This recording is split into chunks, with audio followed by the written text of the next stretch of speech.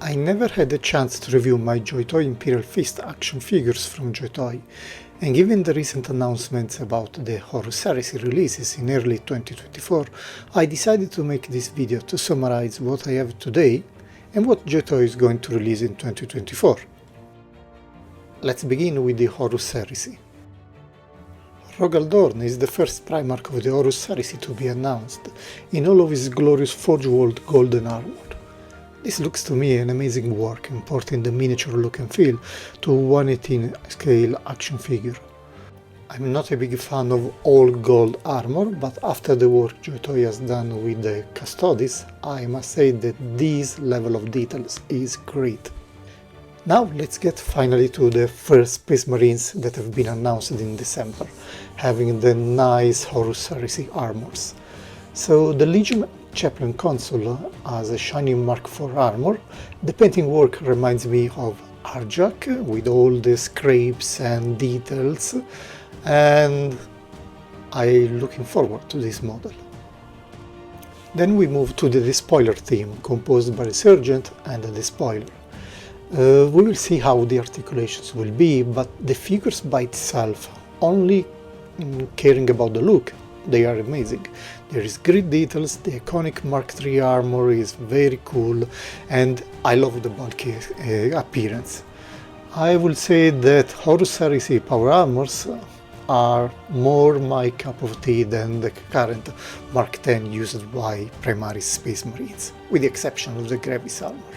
Then we finally move to the Tactical Squad, composed by Sergeant and 3 Tactical Marines, one of them having their banner on their backpack. All are using the iconic Mark III armor. They have different iconography, but you see there is bolter rifles, there is a power fist, and there is a Sergeant with a crested helmet.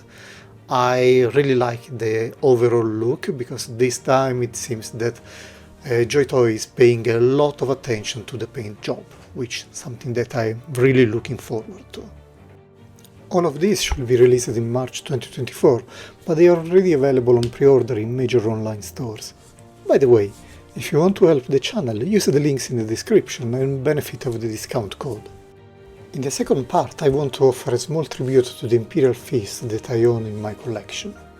They do not include all releases from JOYTOY, but you know, eternal struggle with space and money.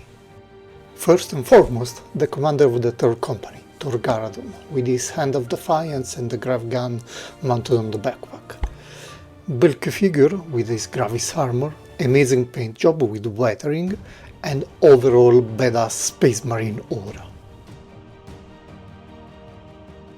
It has been one of my earliest JOYTOY figures, and is still one of my favorites, for the look and the manufacturing quality.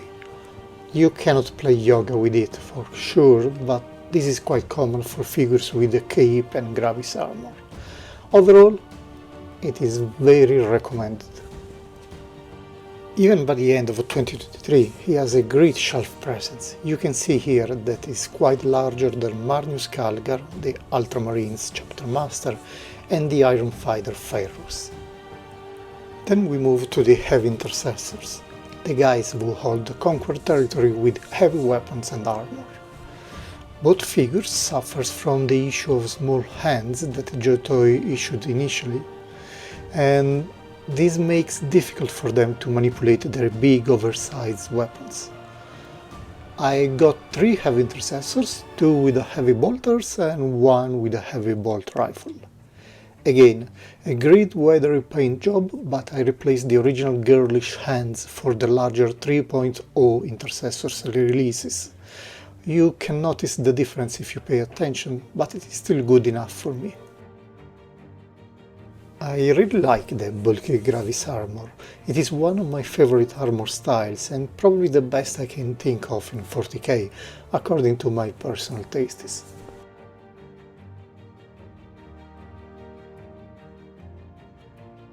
The Space Marine with a heavy bolt rifle has only a big unhelmeted head, but it seems to fit well the proper aggressiveness these warriors should have.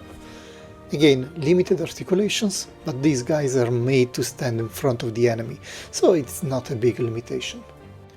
Aggressors should be supporting closely their battle brothers with heavy direct and indirect fire support. Brother Cilius, specifically, is the only named Imperial Fist aggressor and, differently from his ultramarine colleagues, he only has a shaded paint job. Yet, bulky gravis armor makes the day for me, even if those gorilla-like proportions may look a bit ridiculous. Both my Imperial Fist and ultramarine aggressors seem to suffer from weak leg joints, particularly on the feet, which makes it difficult to make them stand without a base to sustain them in dynamic poses. They can stand upright, but sometimes it is not what you would like to do. Anyway, despite all of its limitations, gravis armor really makes my day. Could I ignore the huge Redemptor Dreadnought? Of course not, especially with the Imperial Fist variant being equipped with a NATO cannon and painted with an amazing weathered paint job.